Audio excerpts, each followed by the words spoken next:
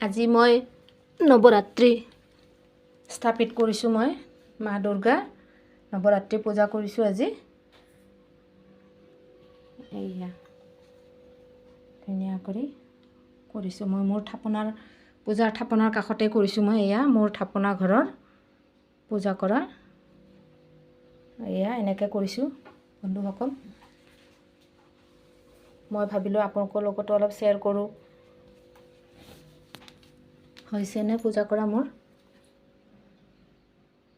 সকলোৱে কৰিব পাৰে বন্ধুসকল, আপোনালোকেও কৰিব নৱৰাত্ৰি পূজাটো। এয়া দুৰ্গা পূজা আহিলে নহয়, একো কষ্ট নাই। দেখিছেনে? এনেকৈ কৰিলে ভাল। আৰু একেবাৰে ওচৰৰ পৰা দেখাওঁ মই। এয়া দেখিছে? এনেকৈ কৈছোঁ মা দুৰ্গা। সেই চুন্নিটো তাতে ৰাখিছোঁ। এইটো বাপ্পা আমাৰ গণেশ বাবা। এয়া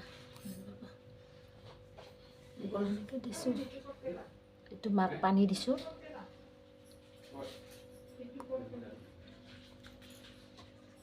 প্ৰসাদ তামোল এনেকৈ দিছোঁ মই। পিছত চাকি জ্বলাই দিছোঁ। এয়া মোৰ ঘৰৰ থাপনা। এনেকৈ মই সদায় পূজা কৰোঁ ইয়াতে। আজি মই বেলেগকৈ থাপনা পাতিছোঁ নৱৰাত্ৰিৰ কাৰণে। Bye bye.